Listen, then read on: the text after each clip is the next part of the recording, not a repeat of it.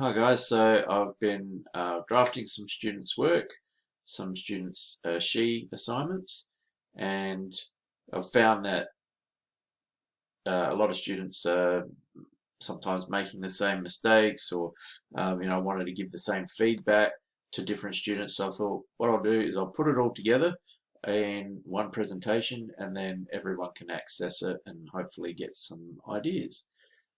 It's mostly about the structure of the essay and what to focus in on and things like that. So what I've done is I've outlined it one way.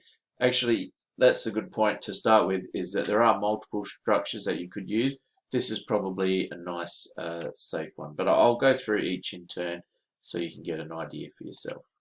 Starting with a heading, make it catchy, make it something that's going to capture the reader's attention and want them to read further, but also a good heading gives some insight as to what the discussion's about. What's this paper going to, what am I going to learn from reading this? Yeah, kind of make it interesting if you can. Genetically modified food could help solve world hunger, but what will it cost us? So that's, you don't go into any detail, but something that's going to make the reader go, oh, I want to know about world hunger, and oh, what's the potential problems with that. There could be, it could be like an issue. It could be like genetically modified foods, where it's very topical and there's pros and cons, but it doesn't have to be an issue.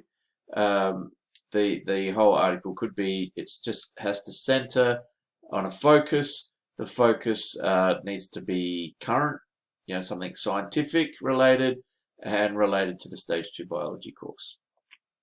All right, the introduction is meant to be brief, only about 150 words. It's got two jobs. Job number one, clearly identify the focus.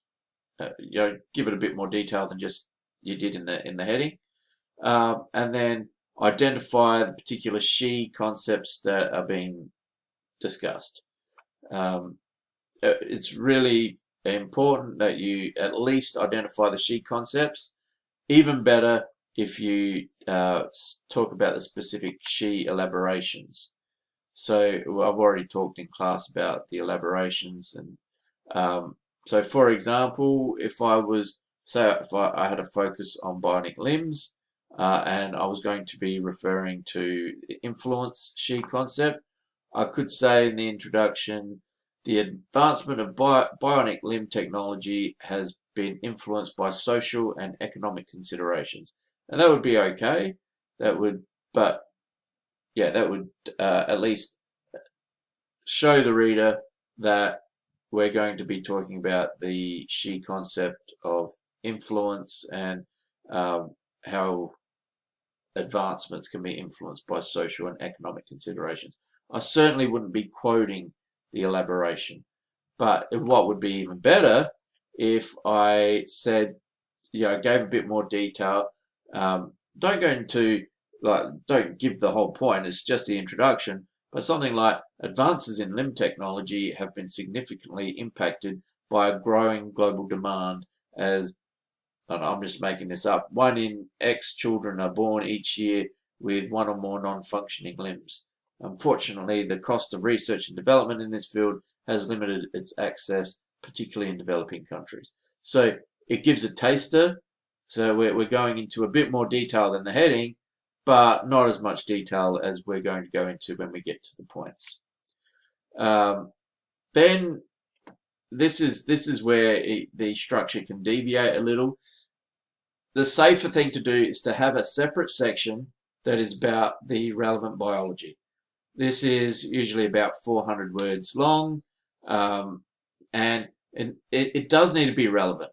It needs to relate to the points you're making later when you're going to be discussing the science and society and the communication, collaboration, development. While you're talking about those points, you're going to be talking about this focus technology, and you need to have described in detail those scientific principles.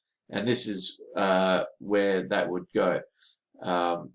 And remember to it should be referenced. And another thing to do is to put an image. I'd really suggest that this is a good spot for an image, but it's got to be a relevant image, and it could go through about the the technical side and help illustrate the technical side of the concept. Now, it doesn't have to be separate like this. You can blend it in with the she points, and that's actually a very good way to do it. But it's safer to to make sure you've done it properly.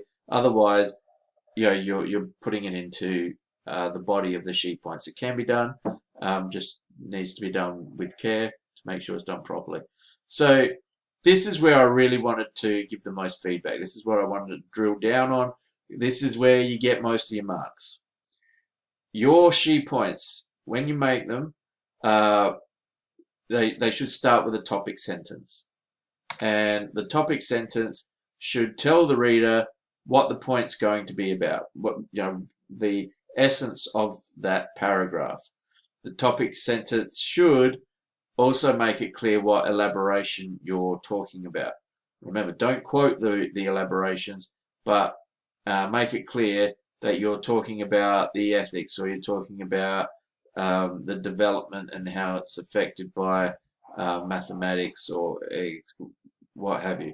And then after you've got the topic sentence, your next line is essentially where you're making your point clear. And then after that, after you've made your point, you should be justifying your point. So don't just make a throwaway line. You need to give it justification. What does justification look like? It's evidence, often in the form of data, or it could be a specific example, or you could put data and an example. But you've got to back up your points. You can't just make points without justification. That's the difference between a C, a B, and an A, is the quality of your detailed justification, basically. And then finally, you might have a one-line conclusion for that point. Now, you've only got about 700 words for this section, so you're really looking at about 3 well-made points. You couldn't really do this properly with any more than that. It would be difficult, and to do 2 points would probably be not enough breadth. So I'm really thinking three good solid points there. Then, and this section is really optional as well. This part is certainly not optional. That's not optional, but it's optional whether you want to blend it in or not. This part is kind of optional, and it's about reflecting on the limitations of your technology. What could be the next developmental steps? What could scientists be looking at? What does society need this technology to do? It's good, it does all these things, but it's not quite there. What's the next step for the scientific community, or for society? It's a good little piece to add if you can fit it in. Now the conclusion, that's really easy. If you did your she points correctly, then you've concluded all 3 of them, or your 3 points or 4 points. You've concluded them with a short summary. So when you get to the actual conclusion, it's just about putting those individual summaries together and maybe finishing with an insightful comment. The only way you can go wrong with a conclusion is by bringing up new points or new ideas. The conclusion is meant to be just summarizing everything else that you've said. So this should be very brief, about 100 words, give or take, not very long at all. Finally, I'll just finish off with a quick chat about references. So you should be using in-text referencing, and you should be referencing all the ideas that you mention in your article, any evidence that you provide that is justifying your points. You need to have references for those for that evidence.